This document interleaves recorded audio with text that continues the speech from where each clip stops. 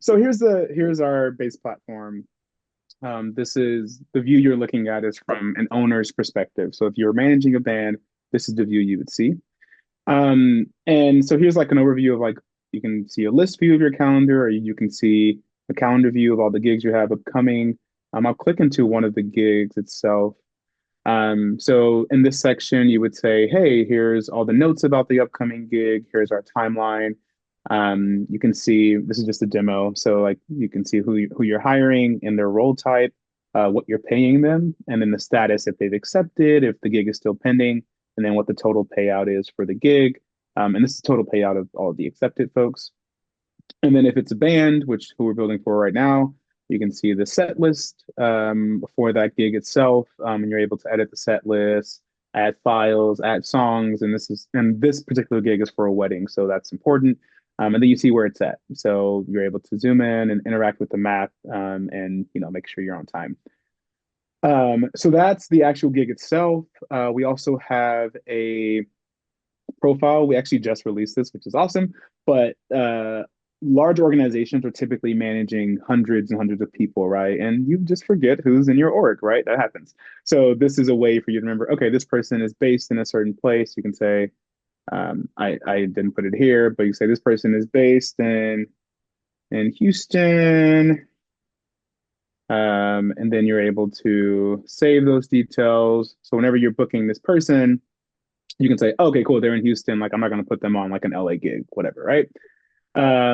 Also, like if this is like a vocalist and you're planning for songs they know, you would have their entire repertoire here. This person can have a bio, like you have specific things you want to add about them, just so you manage them properly. And as well as like if you're buying food or planning for like band meals or vendor meals, if they have any dietary restrictions, and then any emergency contact. So this is sort of like the first version of managing people, and then we're going to build on this to see, how does the makeup of your organization look over time. And then this is how this person is managing their gigs. So you can see how many gigs they have, what are completed, also their earnings, and also tracking the payouts, right? Because a lot of times when you're gigging as a freelancer, you're getting paid for some people through Venmo and then some people through whatever. So it's like it gets confusing. It's like, did I get paid for that gig? When am I getting paid? So you're able to track it here. And then just see the history of your gigs, right? So you can, again, previously this would all be living in different places, but we've kind of put it into one place so you can see all of your gigs in kind of the same place and just track what you've done in your career. And then as the org leader, you have the ability to add different administrators or just members to the gig, to your organization. And your organization also has a sort of a overall page where you can add contact info, you can add social media. So when your team, again, if as the bigger you get, the more they're like, oh, how do I get in touch with so and so? This is where that could live. So they're not always just like texting you, being like, hey, I need this, I need that. So this is going to really be like the central hub for organizations to manage their careers.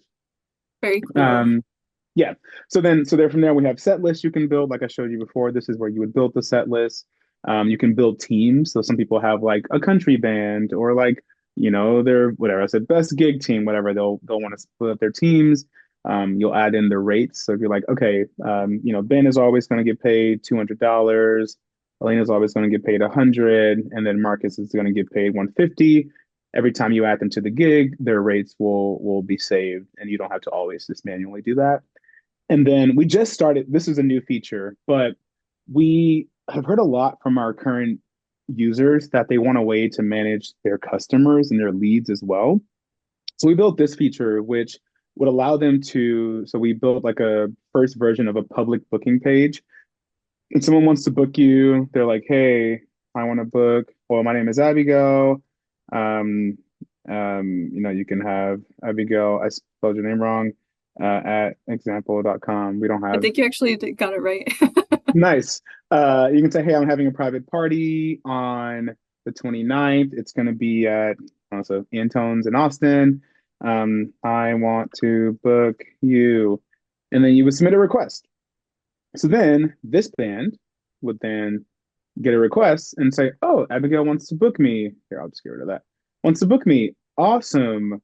oh, she wants to book me. Okay, let's say they call you, they email you, you talk, and then now this is now a gig that they book. So then they convert this to an actual gig. They can go manage it, and then now they're managing their gig. They can go add a team to this gig that you booked them for. Again, it's the all the pay is there, and then boom, now they're managing this gig. They want to add a set list, they can. They want to add more notes about the gig. So it's just like our goal is just to combine the entire workflow for our users into one place, and that's where we're at. And then we have a dashboard that shows just like the org metrics, like here are all the gigs you've done. Here's all the past gigs and things like that. So, and we're building on that from here.